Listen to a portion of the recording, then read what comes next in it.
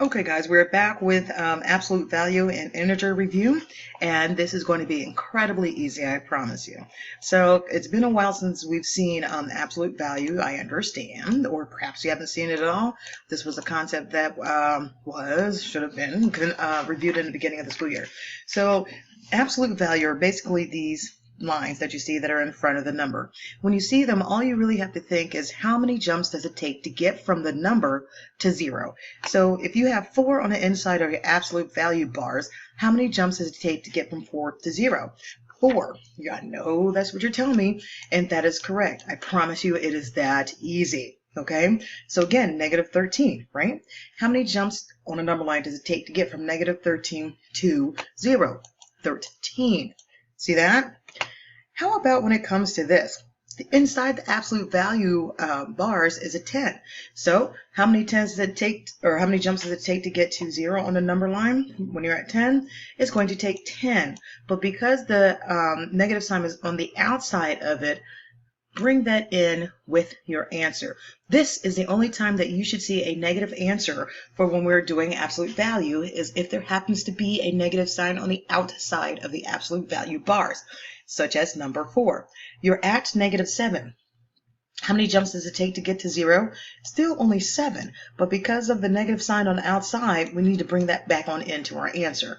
Number 5, you're at 11. How many jumps to 0? 11. Number 2, you're at negative 2. How many jumps to 0? 2. Number 7, you're at 12. How many jumps to 0? 12. But be careful, this one had a negative sign on the outside bars of the absolute value, so make it a negative 12. Same thing here, where the negative sign is actually already in there for you. Mistake on the worksheet. But how many jumps does it take to get from 5 to 0? Answer is 5. Reason why the negative sign stays, of course, is because it's on the outside of the parentheses as well. You're at 1. How many jumps does it take to get to 0? 1. Ta-da! Simple is easy, just like that. So that's basically how absolute value works. There is a worksheet that accompanies this, and you can use that worksheet for additional practice if you would like. But there's some other skills that we need to make sure that you understand as we're looking at absolute value. And this is what comes to when you're looking at this, greater than, or when you're comparing absolute values. This is a worksheet that's also accompanied on the Heart Academy videos as well. Okay, so greater than, less than, or equal to. And I know you're going to see probably 1 or 2 questions like this on your midterm exam. So let's take a look at what we got. For instance, now that you understand absolute value, you can actually tell me if it's greater than, less than, or equal, and you start comparing. Okay, so you have a negative 61. How many places does it take to get to 0 on the number line? It's going to take 61. So I'm really going to look at 61 compared to, it's going to take 5. Okay, greater than, equal, or less than. Voila, that easy. See how easy this was? So same thing with here. There is no absolute value bar, so this is a regular comparison. Okay, so there you go. Now you have a 40 and a 44. Now you can start taking a look at them without the bars, especially if there's no negatives dealing with this. Which one is greater? Your 44 is going to be greater. Now I have a negative 33 and a negative 20 absolute value. So remember, if you are okay with looking at this without having to rewrite it, okay, I'm going to rewrite it for you so I don't confuse you. Remember, this one you don't have to change, right? This one, how many jumps does it take to get to 0? It's going to take 20. There's no negative sign on the outside of the absolute value bar, so which one is bigger? Your positive 20, of course. So I actually start looking at them without the bars and without the negative sign, so I can kind of visually see it like this, and that too is telling me that I know the answer is going to be this way. So now I have a 21, you start thinking of it as a positive 21, and a positive 90. Okay, so positive 21, positive 90, just as easy as that. And also a negative 24, negative 42. There's no absolute value here, but it does, we do this to make sure that you're not confused with dropping the bars and making sure that you see the numbers as for what they are. And of course, when it comes to integer, the smaller the integer, the larger it actually is when it comes to negative integers. Okay, negative 13 and 42, and 64, negative 89, etc. So now you know how to compare absolute value and integers, just in case you see that as part of your midterm exam, and I guarantee you that you will. Okay? The next part that's fairly easy to do, because we spent lots and lots of time on it, is Integer rules. If you are still unfamiliar with the integer rules, I strongly you go back to the My Lab under topics and look for the integer rules. You can't print the integer rules out, the one that I gave you in class, but you can type them into your cheat sheet notes. So please remember that you can add the integer rules into your cheat sheet notes if you have forgotten what they are.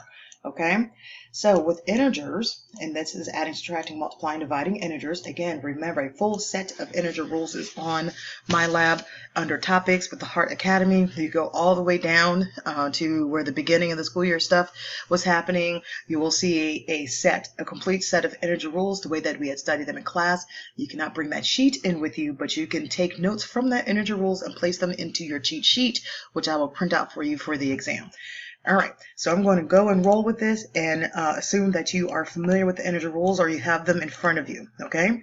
So this one is a subtraction problem, right? What do we do with subtraction problems? We change it to an addition and change the sign of the second number. So again, first step number one, let's change my problem to addition. Step number two, change the sign of the second digit. So this was a -6. And this is a -5. If I change the sign of it, it's a +5. So this is where I am now. And then step 3 is to follow the addition rules. A -6 and a +5, I'm going to subtract, get the sign of the higher digit. My answer is -1. Okay?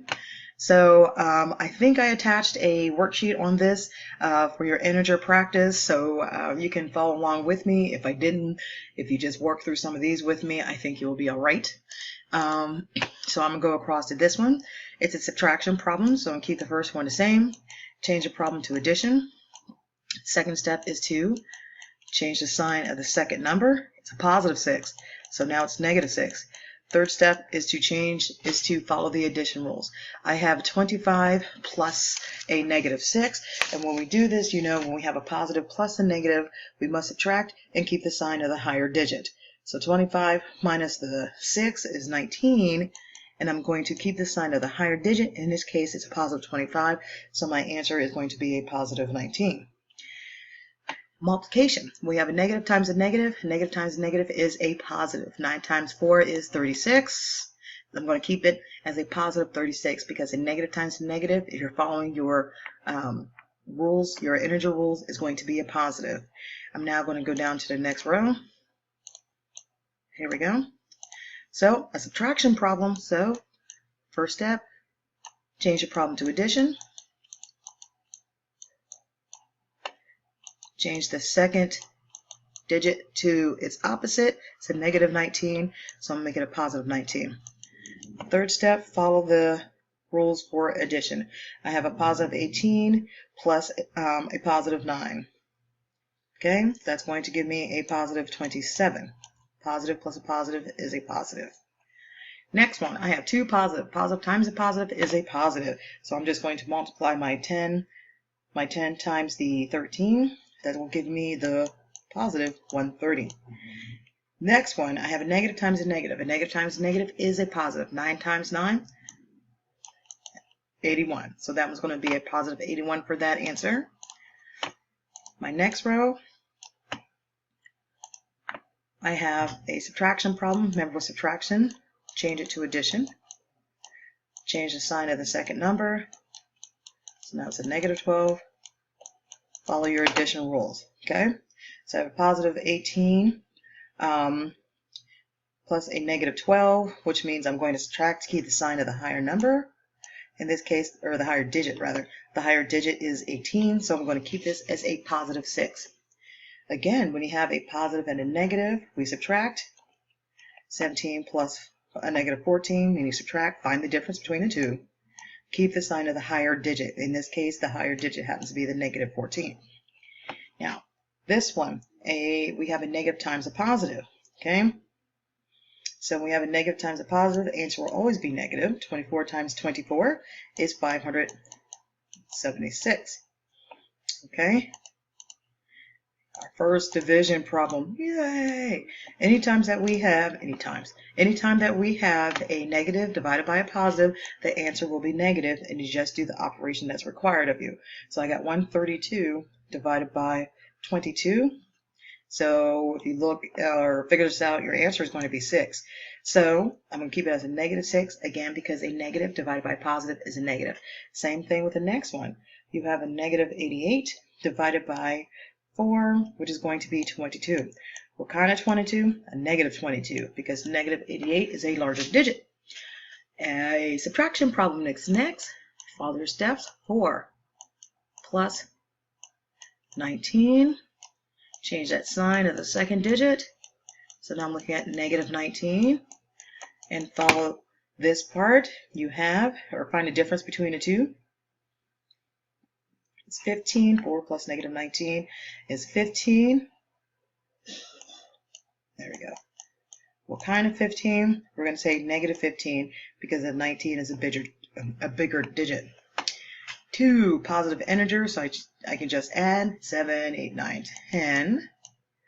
Now I have 2 positive numbers again, except this time with division, so it's just going to be a regular division problem.